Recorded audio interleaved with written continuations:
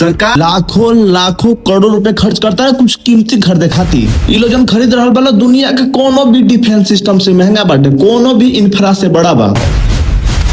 और आइडिया ये बा कि इ लोग केवल काम करे तो इ लोग को कोनो खर्चा करे के जरूरत नहीं है, इ मुफ्त में ही मिल जाई।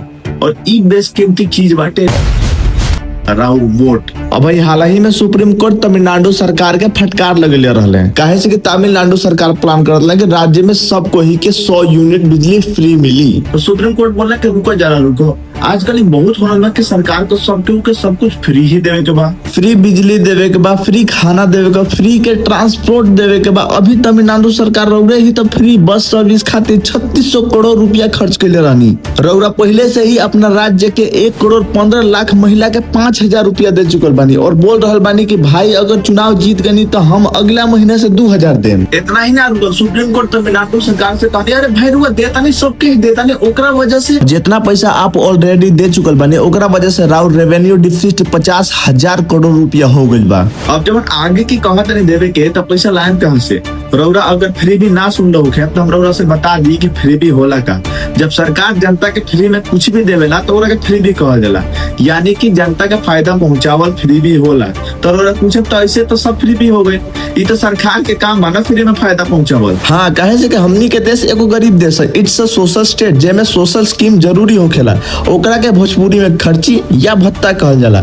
कितना लोग के ट्रेवल करे के खाए के भत्ता ना दिहल जाए तो उनकर घर ना चली। एक बहुत अच्छा एग्जाम्पल बाटे प्रधानमंत्री अंत्योदय अन्न योजना, जेमे 80 करोड़ लोग के फ्री राशन दिहल जाला। अब रौरा के क्या फ्री में खाना ना दे तो रौरा बगल वाला दुकान से जाके एगो आटा का बोरा खरीद ले। पर वो 80 करोड़ में से ऐसा कितना करोड़ों करोड़ों फैमिलीज होगी जेकरा के अगर महीना के सरकार 5 किलो गेहूं 5 किलो चावल ना दे तो ओकर परिवार भूखे मर जाई। ई हम यूट्यूब के एगो वीडियो में देखला कि अपन बिहार एक्चुअल में कितना पिछड़ा बा। आपको ये विकलांग भत्ता नहीं मिलता है सरकार से? हाँ, विकलांग भत्ता वही पेंशन मिलता है। कितना? 1100 रुपया। 1100 रुपया बस उसमें हो जाता है। नून तेल चलता है, चावल तावल मांग करके ले आते हैं, कुछ उधारी पुधारी चलता है। ऐसा कितना फैमिलीज बा जो दिन दिन भर काम कर ले तो 150 से 200 रुपए मिलेला। अगर ऐसा फैमिली के 1500 से 2000 रुपया मिल जाए तो ओकर कितना आर्थिक स्थिति सुधर जाए।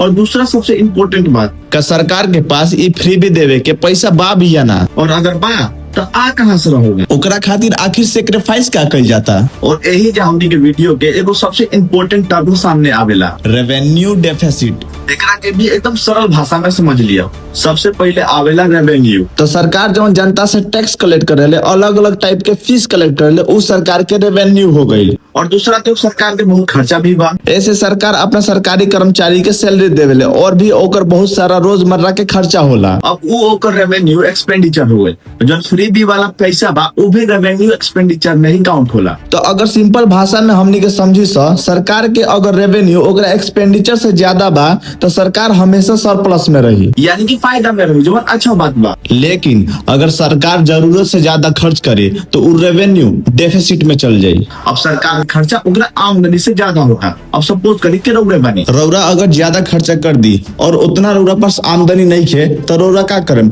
लोन लेम। तो यह काम सरकार भी करेला। अगर वो ज्यादा खर्चा कर देवेला तो ओकरा लेवे के पड़ेला लोन, जो ना के ब्याज अल्टीमेटली हमनी के भरे निसन। कहे से कि हाँ तो हमनी के पैसा। ये बात समझल बहुत जरूरी बा कि जब हमनी के कहीं से कि सरकार यहाँ खर्चा करती है, सरकार यहाँ कमाती है, सरकार एगो बस टेम्परेरी मैनेजर भी है, फंड तो लोग के ही होला। और टैक्स देने उ लोग कलेक्ट केलस लो, उ लोग खर्च केलस लो रोड बनावे खातिर, और वो रोड राउर ही है। पैसा दिहल जाता, खर्चा कइल जाता या कमाई जाता। बात समझे वाला ई बाकी ई पैसा राउर और हमार ही है, ये हमनी के ही टैक्स के पैसा है। और यही से ई सारा पैसा सरकार कैसे खर्च करती है, कहाँ खर्च करती है, एक और एगो लिखा जोखा होला। जब हमें एनालाइज करनी है तो देखनी है कि इंडियन पॉलिटिक्स में एगो नया ट्रेंड निकल के बाहर आता, जहाँ आजकल कोनो पॉलिटिक्स बिना कोनो असेसमेंट के सरकारी पैसा नया नया स्कीम के थ्रू लोग में बांट देती है, सिर्फ चुनाव जीते खातिर। ए पूरा कारनामा के हमने के एगो लेटेस्ट न्यूज के थ्रू जाने सा बिहार में अभी चुनाव भेड़ यहाँ 10,000 रुपया करके दिहल गई, ठीक चुनाव के कुछ दिन पहले।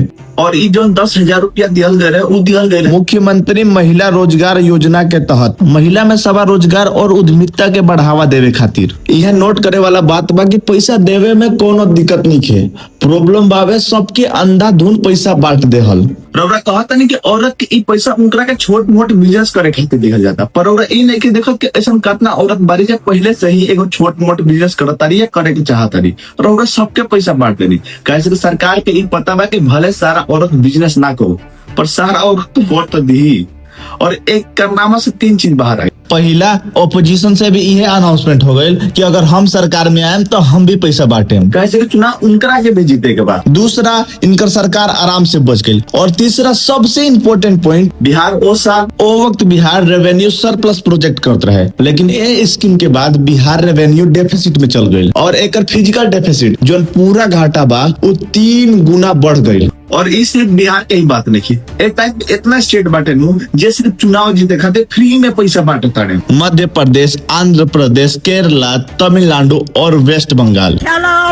और वेस्ट बंगाल के खेला समझे, वेस्ट बंगाल में पहले से ही बहुत सारा स्कीम चलत रहे, जैसे लक्ष्मी भंडार, रूपश्री और कन्याश्री। ये स्कीम में या तो और ऐड कर जाता है या तो और अमाउंट ऐड कर जाता। जैसे लक्ष्मी भंडार जो पहले 1000 रुपया दिहल जात रहे, ओकरा के अब 1500 रुपया कर दिहल बा। और एमे एक और मेजर स्कीम शामिल कर गई बा, युवा साथी, जेमे 1500 रुपया बंगाल के हर बेरोजगार नागरिक के देहल जाई। और ई स्कीम्स इलेक्शन के ठीक पहले ही अनाउंस कर गए। और ये सारा स्कीम के टोटल खर्चा पता बा कितना होता? 40,000 करोड़ रुपया। ये हमने के मिडिल क्लास फैमिली में लाके लाना कि ई पैसा इतना हो सकता, वो करोड़ इंटू 100 कर दी। हमने के इमेजिन भी नहीं कर सकते कि 40,000 करोड़ रुपया के पीछे कितना जीरो लगी। एक संबित पत्रा भी ना बता पहले जीरो होते बताना, बताओ ना, बताता नहीं, बताओ ना आज दर्शक। अब ऐसा नहीं कि सिर्फ बिहार, वेस्ट बंगाल, चंद स्टेट में कर रही है, ऑलमोस्ट हर पार्टी अपना स्टेट में कर रही है। वेस्ट बंगाल में टीएमसी, महाराष्ट्र में शिवसेना, बिहार में जेडीयू आरजेडी, दिल्ली में बीजेपी और तमिलनाडु में डीएमके, कर्नाटका में कांग्रेस। हर पार्टी अपना अपना स्टेट में इलेक्शन जीते खातिर फ्री भी देवे लागल बिया। ये लोग अपने में ही पॉलिटिक्स खेलता है। अगर एक पार्टी करती है तो दूसरा का पार्टी मिलकर क्रिटिसाइज करती है, लेकिन अपना स्टेट में सेम प्लेबुक होता।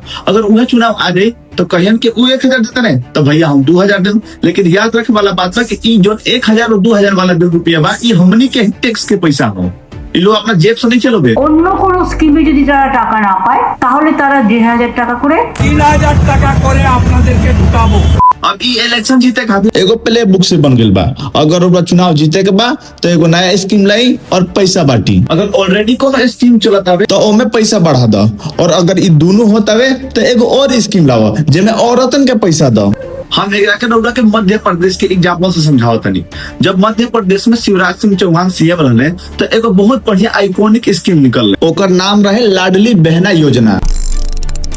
ए स्कीम की शुरुआत 1000 रुपया दे के कल गई कि हम मध्य प्रदेश के महिला के 1000 रुपया दें और धीरे धीरे करके एकरा के 3000 तक ले जाए। मध्य प्रदेश के तो फिर भी कम बा। दिल्ली में रेखा गुप्ता लेके आयल बड़ी लखपति बिटिया योजना। अभी 50,000 देता रही, कहता रही कि आगे चल के हम 1 लाख तक दें। डोरा सोचे था 1 लाख रुपया एक अकाउंट में दें पूरा स्टेट के महिला के। लखपति बिटिया योजना, लाडली बहन योजना, लक्ष्मी भंडार, मुख्यमंत्री महिला रोजगार योजना। अब रउरा पूछें कि केवल महिला के ही काहे पैसा दिया जाता, काहे से कि ए लोग के एगो वोट बैंक की तरह ट्रीट कर जाता।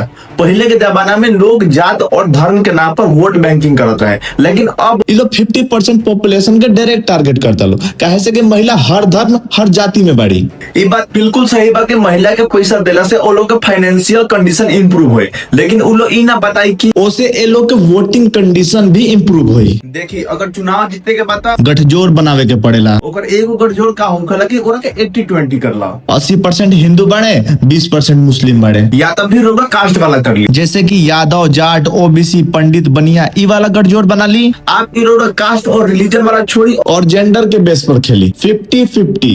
फाइनेंशियल इंडिपेंडेंट जे देवेला इ लोग ओकरा के वोट देवेला। अगर औरतन के पैसा देके 50% वोट कैप्चर कर लेनी और पुरुष के तरफ से 10 से 15% भी वोट आ गई तो रउरा चुनाव जीत गए। प्रॉब्लमेटिक ई नहीं है कि ओ स्कीम के लॉन्च कर जाता, प्रॉब्लमेटिक ई बाकी ओ स्कीम के वोट से पहले लॉन्च कर जाता। ये सारा स्कीम के इलेक्शन जीते खातिर वेपनाइज कर जाता, इलेक्शन के ठीक पहले लॉन्च कर जाता। ए वीडियो के बारे में आप का विचार हो कमेंट करी। वीडियो अच्छा लगा तो चैनल के सब्सक्राइब करी। हम मिलते हैं अगला वीडियो में, तब तक खातिर जय हिंद।